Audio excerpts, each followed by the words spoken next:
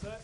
We'll let Coach make an opening statement, then I'll take your questions. Yeah, just so proud of our guys. Obviously, in a tough start. Guys never stopped working. We kind of talked all week. We did a lot of different things. We've been doing a lot of things, but really stressed on Sunday to our staff. We had to get back to the 5 core phases of what we're into, what we believe in, and the biggest one that we want to talk about was starting fast, finishing strong. Obviously, we didn't start as fast as we want, but we definitely finished strong. Great effort by some individual guys. You know, we have people going down left and right. I thought Zach Rogers, to start the whole week and the preparation that he had and the effort that he gave us to get us to where we were and to make the adjustment second half and make all those offensive calls up front was huge. TJ Hammond switching to running back. I'm sure you guys can do a self-scout. He was in on a lot of runs, not many passes. We made him get the run game in down pat. He'll get the protection issues this week and be able to play a little bit more. But all 3 of those running backs added. I thought Cole Kelly, obviously at times, does some good things. This will be a big learning film for him to be on the road and to give up the ball a couple times just with ball security. We can't allow that. He knows that. He'll be great. Defensively, it takes one play. I've been coaching defense on that side of the ball for so long. It takes literally one play, and I think Santos' strip fumble just changed the whole momentum of not only our defense but our team. He's been a guy since last January. Every aspect of his life, his faith, his dedication, his football IQ, his play, his preparation. One of the things that I can do is we have film that our kids can log on and watch on their free time through phone or whatnot, and I did a review of that, and he was mega hours onto the field. He comes home, you can tell he goes home every night and watches practice by himself on his phone or his computer. Just his preparation is off the charts. A lot of good things defensively, a lot of positive things, and then they ended up to get Connor Limpert to not only hit one game-winning field goal, he just decided to make it 4 in a row. I was giving him heat. I don't know if he's made 4 in a row at practice from the same hash since he's been here. Just joking with him a little bit. He wanted to stroke it every time. He knew they were going to call timeout, and he told the holder and the snapper he wanted to hit it. That's what he did. So great there. We actually presented a game ball to him. And then Dan Enos, I know a lot of you guys are aware, will leave from here to go put his father to rest. So gave those 2 guys a game ball, kind of a cool scene in the locker room, and they're pretty excited. So other than that, injury-wise, sure you saw after I tipped you off last week, Austin is throwing the ball. He was probably cleared for emergency only. I wouldn't have used him. He has gotten really better here in the last 3 or 4 days, and they did sign off on him. If he had to play today, he could. We'll kind of look and see where we're at during the course of the week to see where that goes. But give a lot of credit to him. And really everybody else, I think, is pretty healthy. I was excited to hear, I think, their player that was injured. It was kind of a scary moment over there in front of me. I saw that happen, and thankfully I think he's okay. So I'll give a lot of credit to Ole Miss. I know they're going through a struggle year as well. I think the world of the people in the fight that they got, and these games are something special, as you guys have witnessed. A lot of memories over here, and a lot of good things. That's 4 in a row on these guys, an SEC West opponent, and it just shows how quick the tide can turn. Our guys can play some good football when they want to. So I'm excited about where we're going, and hopefully continue forward. Brett, what is having success running the football, and then the 4th and 1? Yeah, good call. It's one of those calls, everybody, why'd they do that? And they hit it. It's there. It was a great look. It was the look that we wanted. They pressured a little bit different, brought a guy inside. If you stand around and wet your pants about that one, you're not going to make the next one. So we'll move on. What does this game mean for the program and for you? Well, it's huge to get an SEC win. It's good to get back on track. We've been close. I told the guys all week, man, hey, if we learn how to play the second half, we can win some games. Of our 5 losses, you play better in the second half, and every one of them are there. I'm not going to say the word close because you guys get your panties in a bunch about it, but god dang, I mean, we're right there. Everybody's doing a lot of really good things, and they keep fighting. The character of these guys, it's worth its weight in gold. Brett, it looked like you guys maybe even changed some of what you were doing against Tamu in the second quarter. Yeah. Well, going into the game, we saw on film he's a good runner, and I thought he had a pretty live arm. And then obviously they ran a quarterback draw, so it was another in-game adjustment. I saw Paul Rhodes did some really good things at half. Kids believed in it, came out and played their tails off. We knew he's a very good thrower. I was going to tell you, like Sunday, I popped the film in, and I was kind of hoping to see kind of a big drop-off, and Shea Patterson's a phenomenal player, but this kid came in and he did some good things. In all the film I watched, a good athlete. They're gonna be able to be successful with him. Game changer, and to this point, through what are we now, 3-5, right, through 8 games, the biggest play of the year. And it just takes one play. I mean, kids, I know some of you are closer to me, but from 18 to 22, you don't just magically become better in 30 seconds. But when you play with a great confidence or a great eagerness or just a little bit of more of everything, you literally can change things overnight. And that's what happened. I mean, we're in overtime against A&M. We know where they're. I don't know what they're doing today, but I mean, we're right there. TCU is one of the top whatever in the country, and we play better in the fourth quarter. It's a win. It's just, I know close doesn't count in horseshoes and hand grenades, right? But we're close, and kids got to keep building themselves. They got to have confidence, and they got to go forward. I think all 3 of your defensive takeaways resulted in touchdowns. Yeah. But Kevin Richardson played too. Can you speak to maybe getting some turnovers? Yeah, you know what? I was giving Josh a little heat. He could have got back in his high school days. He was an offensive guy who scored on that interception. But Toast, I saw him hawking from the backside. I knew he was going to get a strip. He's really good at that. I think it was Big 15 for them, was rumbling, and he just kind of crammed on his back and ripped it out. I saw Josh's break. I saw that coming from the sideline. I thought Randy had one on the far hash. We just got our hands on balls today, and played a little bit more base defense, which I think was a good thing too. It was a little change up by Paul and the staff. And, again, you just hope it continues to move forward. Did it stop on the goal line to force them to the field goal? Yeah. They ran it Yeah. Again, for us to stop on the goal line? Yeah. Yeah, it was, again, they get in that big package, and they show that look. What we had kind of harped on a little bit is we had a lot of yard after contact in the last couple of games. Guys were hitting, and there were some times it popped up there today. I think we got to get low, wrap up a little bit better because it popped up a little bit as well today. Yeah. Yeah, first quarter. Just I don't know if it was Wednesday or Thursday, I guess it was. He had some personal issues going on and missed a little part of a meeting. I brought him back in and told him what we're going to do, send him out the first quarter and come out and play, and he handled it great.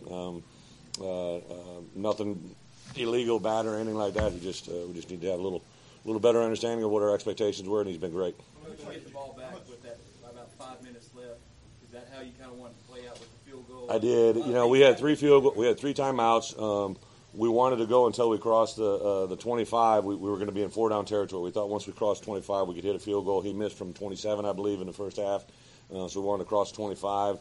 Obviously, I thought on a couple plays we had the post route open. I think he kind of got a little bit tugged on him, and I was very emphatic about that. And then that official gave us the 4th down call, which was, I think, the correct call. But for an official to throw his flag, those are big moments, and I give him a lot of courage for doing that. I thought our guys just withstood the perseverance. I'm glad we had the 3 timeouts. I thought the field goal would take more than 3 seconds. When I looked up and saw 4 seconds, I'm like, okay, operation is 2 seconds. The ball's in the air for 2 seconds. It's going to be down to 3. I was going to challenge a second, and the referee looked at me, are you serious? He obviously doesn't know me. I said, yes, I'm serious. But I knew it was going to be the last play on that one. I thought Connor was having fun during the whole. Who? Connor Limpert? Yeah. Yeah, he's a confident kid, man. A great story, a walk-on story. Wear that number in honor of his father. His father, big part of his life, unfortunately, isn't with us. He's just a neat kid. He's got a lot of confidence, and he said, "I got you." He kept saying, "I got you, coach." I said, "Amen." Whatever. So. Not the boys said Cole Kelly, Bruce Wagner, yeah. Captain, and yet this kid comes back and leads you to unbelievable confidence. I think 2 things. He's very confident, and that never falters. Now, there's some great learning for him out there. So the fumble that kind of gave us all a moment of, oh man, we were so close. That's a 1st down throw. 21 was open in the flat. Could have been about a 3 or 4 yard gain, I think. And he just wanted to make something more out of it. Don't 1st down, move the chains, keep success. Great teaching for him. He's going to be a really good player. So I think good teaching for all of us. How much did you think of you impacted the game when you came in, because you started getting a lot of stops? Yeah, I think on that fumble play, when they fumbled there at the end, we had a scoop and score. If I'm not mistaken, I think Sosa was crashing in on that play, and I think that kind of got in that quarterback's vision. He tried to pull it, resulted in a fumble. I don't quote me on that, but Sosa plays hard. He's a good player, and he's going to be a good player. I can't tell you how excited we are. I think he's got a bright future. He's got to take criticism and coaching and move forward, but he'll do that. We got a good crew. I'm excited to get back to work on them tomorrow. I was just saying, halftime was any different? Oh, yeah, it was different. A couple things we did during the course of the week. We have a break after 12 periods, which is, after an hour and 30 minutes of being there. We took a break. We actually brought chalkboards out on the field, drew up some diagrams, talked about adjustments we were going to make. We did a little. I thought the strength coaches did a nice thing. Came up with a little stretch routine we did right before we started the second half. Guys were a little bit juiced up. You can hear the beats going on over there. We brought music in the locker room, which is. I hope I don't have to talk to my mentors about that. We play music like that before the game, but if it gets them going, I said, hey, I can bring in the damn DJ every game. I don't care. We'll do whatever we got to do.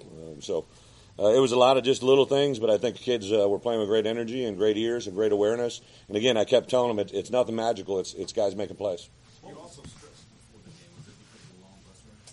Yeah, when we came out here on the field. Yeah, so our wake-up call was at 6, all right? And I don't know how many of you guys remember being at that age. 6 o'clock is not a normal wake-up time from 18 to 22. So we did it on Thursday, and then we changed really our if we did a normal routine, we would have been getting them up at 5 and then had breakfast at 5:15 and all this business. So we kind of condensed it down, went out there and did that flex right when we got off the bus. Came out running and worked out well. What was the sideline like at 31-7? What was going on over there? Just keep playing that next play. I think when I went there, we went kickoff return, right? And I tell you what, Davion Warren, I get excited. You know, I work. He just is.